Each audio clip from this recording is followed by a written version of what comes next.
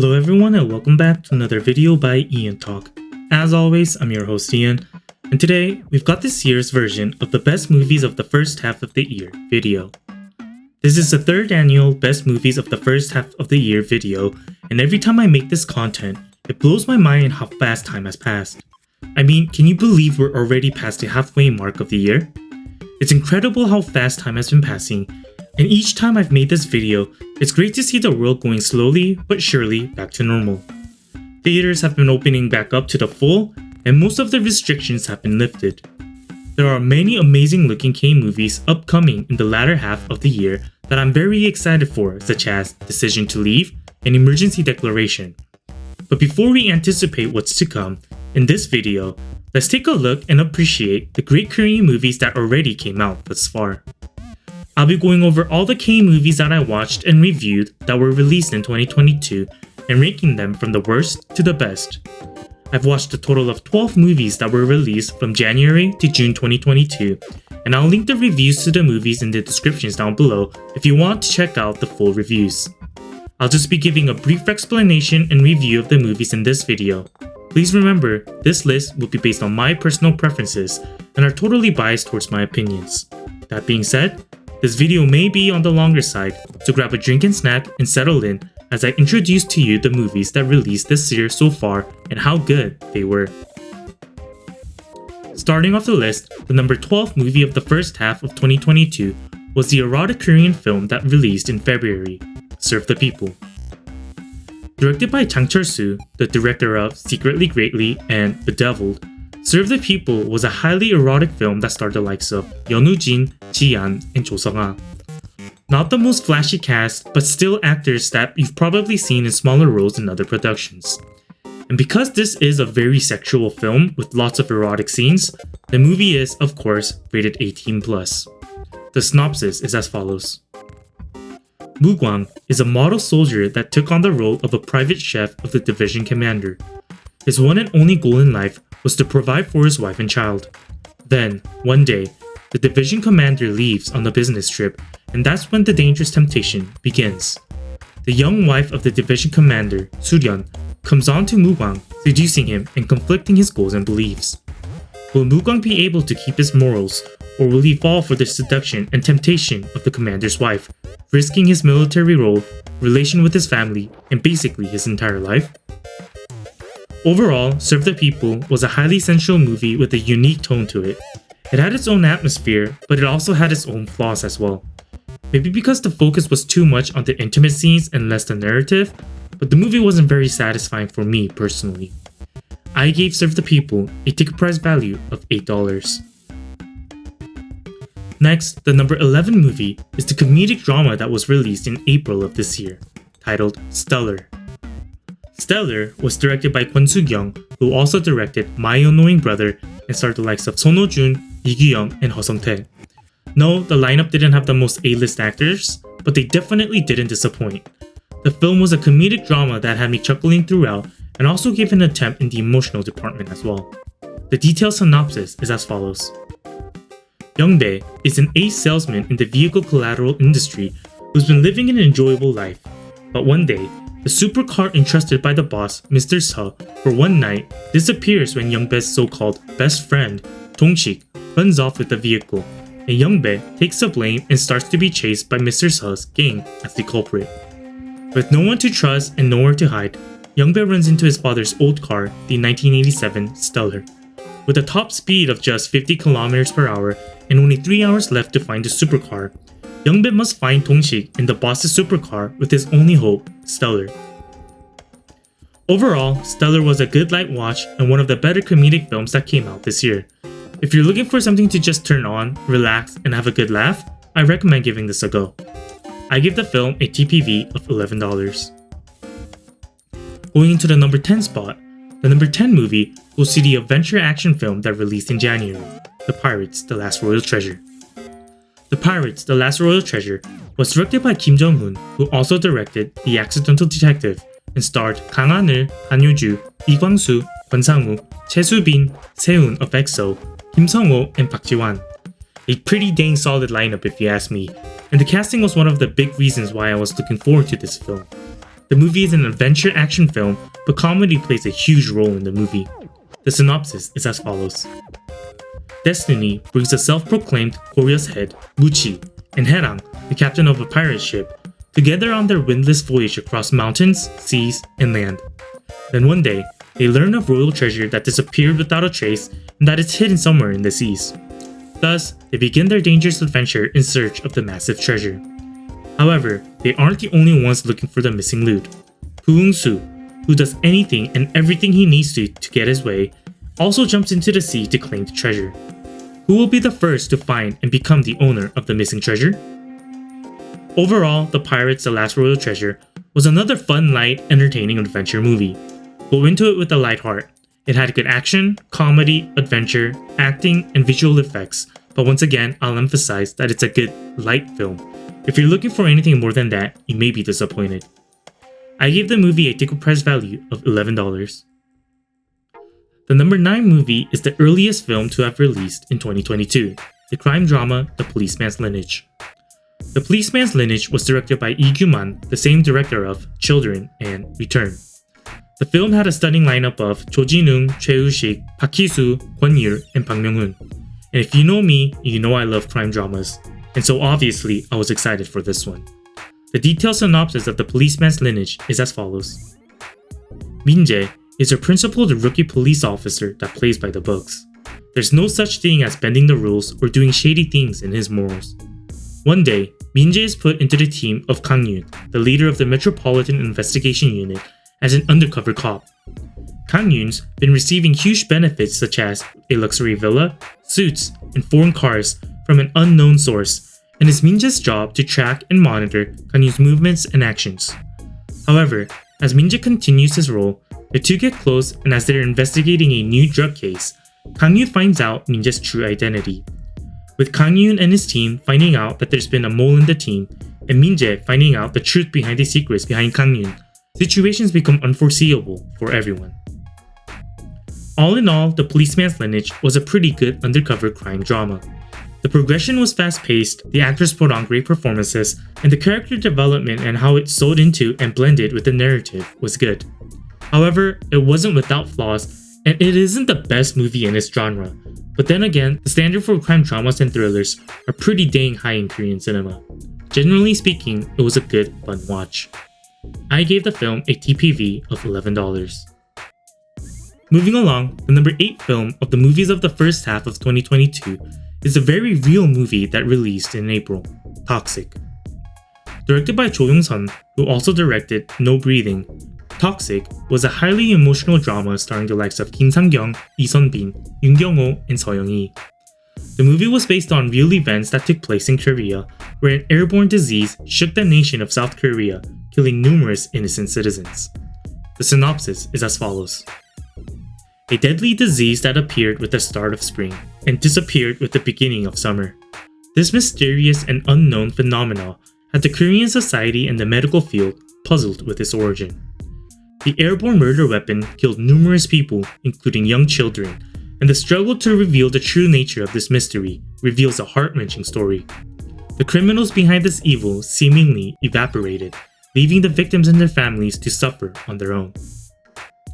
Overall, I thought Toxic was a very powerful movie that makes you reflect and relate. What's sad is that this actually took place and that the victims are still without justice. If you aren't familiar with this incident, I think it'll be that much more eye-opening and a good watch. Very scary to think that this actually took place. The TPV I gave for Toxic was $12. The number 7 film was the highly anticipated, long-awaited action thriller that released the most recently on this list, The Witch Part 2: The Other One. This film was directed by the same director as the first The Witch, Park Hoon-jung. Director Park is one of my personal favorites, directing other works such as VIP, The Tiger, Night in Paradise, and of course, New World. The Witch Part 2: The Other One had a totally new lineup minus a few cameo appearances and smaller parts from the original cast of the first film, including Shin Si-ah, Park Eun-bin, Seo Eun-soo, Jin-gu, Song Yu-bin, and Lee Jung-seok. The synopsis of the movie is as follows. After Cha-yoon's disappearance, the secret laboratory responsible for the Witch Project is attacked and destroyed by unknown, unidentified groups. and one girl is the lone survivor of the attack. This girl comes out to the world for the first time following this incident and meets Kyunghee. Kyunghee welcomes her with warm arms, and the girl lives with her on her farmland. Meanwhile, several different people and organizations are after this mysterious girl, brewing up a fight that's bigger and more catastrophic than before. Who is this other one? The Witch Part 2 The Other One was a noir film full of action and suspense with sprinkles of humor and rollercoaster of tones. There were quite a lot of gore and blood, and the film ended on another cliffhanger, hinting at a third part. You can tell they made the second with the third in mind, and this one felt more like a bridge between 1 and 3. Nothing more, nothing less. I gave the film a ticket price value of $12. Going into the number 6 spot, the number 6 movie goes to another June release film, Broker. Directed by Koreeda Hirokazu, who also directed Shoplifters and Like Father Like Son, Broker saw immense interest both domestically and globally, with it being officially selected for one of the top film festivals in the world, Cannes. It even had a 12-minute long standing ovation at the event, and I must say, Broker had one of the best cast lineups of K-movies released thus far this year, starring Song Kang-ho, Kang Dong-won, Bae Doo-na, Lee Ji-eun aka IU, and Lee Ju-young. And in fact, Song Kang-ho received the Best Actor award for his performance in this. The synopsis is as follows. Sang-yeon, a man in debt who runs a laundry, and Dong-soo, a man who grew up in a nursery school that's now working at a baby box, secretly take a baby from the baby box on a rainy night. However, the mother, So-young, unexpectedly returns for the baby, Usong, the next day. When So-young tries to report the baby to the police, the two men candidly confess to So-young that they took the baby, with the excuse that it was in order to find the right people to raise Usong well. Somewhat still uncertain, So-young decides to join Sang-yeon and Dong-soo on the journey to find Usong's new parents. Meanwhile, Detective Soo-jin and Detective Lee, who are watching the whole process, try to catch the men red-handedly. The unexpected and special journey that began with the baby box begins. All in all, Broker was a calm and soothing movie. It was heartwarming and had lots of cute moments, especially with the baby, such as his eyebrows. And I think it's safe to say that you'll find yourself smiling when watching this film. I also very much enjoyed how the movie and the narrative shifts and changes depending on which character's point of view you are seeing from. Very good character and story development. I gave Broker a TPV of $12. And now, the top 5 Korean movies of 2022 thus far. But before we get into the top 5, I'd just like to give a quick shout out to ExpressVPN. If you would like to access more Korean content such as K-movies and K-dramas, I highly suggest using ExpressVPN to access the Korean Netflix and even other Korean streaming services. By using ExpressVPN, you can bypass your restrictions, meaning you can be from anywhere around the world and access the Korean servers. If you would like to access more Korean content, be sure to sign up for ExpressVPN using my link in the descriptions or expressvpn.com/EonTalk and get 49% off an annual plan plus 3 extra months for free. Better yet, if you sign up and don't like the service, there's a 30-day money-back guarantee, meaning you can cancel anytime within the first 30 days. Okay, getting back to the list, which movies ranked the highest on my list of favorite Korean films for the first half of 2022? Let's get right into the top 5. Coming in at number 5 of the best Korean movies of the first half of 2022 was a crime action film that released back in January, Special Delivery. Special Delivery was directed by Park Dae-min, who also directed Private Eye and Sundal, The Man Who Sells the River. And the film had a cast lineup of Park So-dam, Song Se-byuk, Kim Hee-sung, Jung Hyun-jun, Yeon Woo-jin, Yeom Hae-ran, and Han Yeon-min. The movie was a crime action flick that gave off a Fast and Furious, Baby Driver, The Transporter vibes. The movie was fairly fast-paced, had good acting, and was overall a really good movie experience. The detailed synopsis of Special Delivery is as follows. Euna is a skilled driver that has a 100% success rate in delivering goods. But when she goes out on a special delivery job that she initially was skeptical of, she runs into an unexpected problem. Stuck with a little kid, with $30 million on the line, and no way of backing out, Euna must accomplish her mission with the police, NIS, and a mob after her. Special Delivery goes from like a car chase film, to action, to thriller, to feel good, to crime, to humor, but it does all fairly well. More so some than others, but still overall good. Good performances by the cast, good action and implementation. Could have been slightly better with the narrative, but all in all, I say this was a good watch. I gave the film a TPV of $12. The fourth movie of the best movies of 2022 thus far goes to the drama film released in March, In Our Prime. In Our Prime was directed by Park Dong-hoon, the same director of Enlightenment Film and Girl by Girl.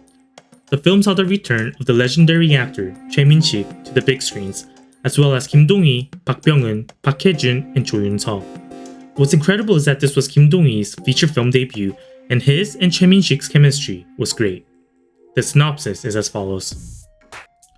Lee Hak-sung is a genius mathematician who defected from North Korea, longing for academic freedom.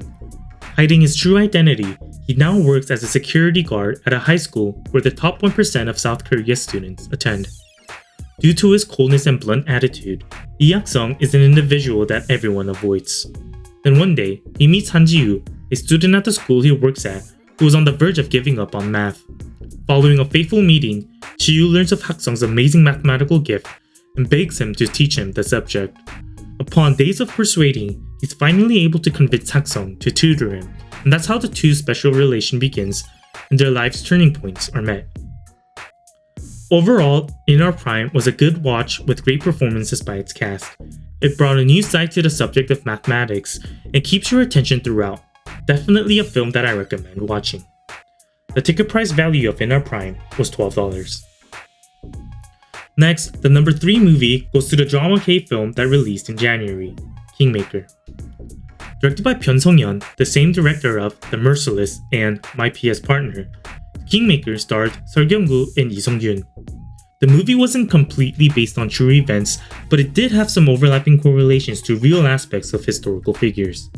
The movie is about a man that joins a presidential candidate's campaign in order to help him win the presidential run, aka make the candidate the quote-unquote king, hence Kingmaker. The detailed synopsis is as follows. Kim Eun-bum is a politician seeking to change the world. He's joined by Seo Chang-dae, a genius strategist that implements unseen strategies that brings Kim Eun-bum many wins, eventually making him the presidential candidate to represent his party.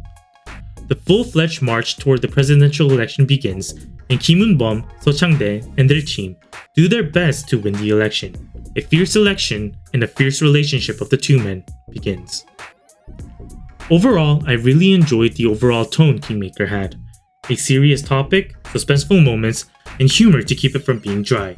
All of that gave it its own color and tone. A very solid movie. I gave this movie a ticket price value of $13. And now, just 2 movies left. The number 2 film goes to the April released film, I Want to Know Your Parents. I Want to Know Your Parents was directed by Kim Ji-hoon, who also directed Tower and most recently, Cinco. The movie was a drama film with hints of comedy, an odd sense of suspense, and a strong ability to capture the audience's attention. Starring Seo Kyung-gu, Chun Woo-hee, Moon So-ri, Oh Dal-soo, Go Chang-seok, Kim Hong-pa, Song Yu-bin, and more, the movie was able to keep me engaged throughout its duration. And from the cast lineup, I think you can get the sense that the movie will have great performances. The synopsis of I Want to Know Your Parents is as follows. Kim Gun-woo is a student of a prestigious international middle school. One day, he's discovered in an unconscious state near a lake, leaving behind a letter with the names of 4 fellow students. The son of a hospital president, Do Yoon-jae, the grandson of a former police commissioner, Park Yu-bum, the son of a teacher of the international middle school, Jung Hee-dun, and the son of lawyer Kang Ho-chang, Kang Han-gyul. The parents of these alleged perpetrators use all of their power and financial resources to cover up the incident. However, the homeroom teacher, Song Jung-woo, knows of Kanu-'s letter and informs the mother of Kanu the truth. With the eyes of the nation on the international middle school, the parents of the 4 students do all they can to protect their offsprings. When the child becomes a monster, the parent becomes a demon. All in all, I thought I Want to Know Your Parents had good mystery elements and a solid story. I especially loved the performances given by the cast members and enjoyed the twist at the end as well. Altogether, the film was a good watch with a good tone and message. The TPV of the film I Want to Know Your Parents was $13. And finally, the number one movie of 2022 so far. The number one movie was by far, without a doubt, the sequel to The Outlaws that released in May, The Roundup. Lee Sang-yong, the director of this film, had his directorial debut with this film, and The Roundup takes place 4 years after the operation that wiped out Karibungdong. The film sees the return of the monster detective Ma Seok-do and Kim Chun-seo's strong team carrying out a strong mission. The film also sees the return of the first movie's cast, as well as some new faces, including Ma Dong-seok aka Don Lee, Son Seok-gu, Choi Gyu-hwa, Park Ji-wan, Ho Dong-won, Ha Jun, and more. The synopsis is as follows. 4 years after the operation to wipe out Karibungdong of crooks, the Kim Chun-seo squad receives a mission to extradite a suspect that fled to Vietnam. The monstrous detective Ma Seok-do and the team captain Chun Il-man set out to Vietnam for the assignment. On location, the duo senses some suspicious vibes from the suspect and learns of the figure Kang Hae-sang. Kang Hae-sang is a ruthless criminal who commits merciless crimes, and Detective Ma Seok-do and Kang Hae-sang set out to end the savage behaviors of Kang Hae-sang. Going from Korea to Vietnam and back to Korea, there's no borders to catching criminals. The Kim Chun-seo team are back at it, and the exhilarating and hot-tempered crime-fighting operation unfolds once again. The Roundup had good action, suspense, some gore, not too much but similar to that of the previous film, and comedy. The film had me at the edge of my seat, clenching the armrest at the suspenseful, action parts, and also chuckling and LOLing at the humorous parts. Because the film The Outlaws was such a success, it's hard to live up to the prequel. However, this didn't disappoint. You know it's a good movie when it could be a good movie as a standalone film without the first. If you're a fan of Don Lee, this is a must-watch. It's up there in his top movies list. This had the highest ticket price value of the year thus far, with $14. And that's it for today's video on the best Korean movies of 2022 so far. There were good movies that came out thus far, but I expect there to be more amazing films to release in the remaining months of the year. Please remember that this list was composed of only movies that I've seen and are biased towards my opinions. If you enjoyed this video and would like more similar content, be sure to like and subscribe, and be sure to check out the full reviews of the movies, linked in the descriptions down below. Be sure to sign up for ExpressVPN using the EonTalk link to access more Korean movies, and support EonTalk on Patreon for more K-movie content. If you have video requests, please let me know by commenting down below. Thank you to everyone that watched till the end, and I'll see you guys in the next one.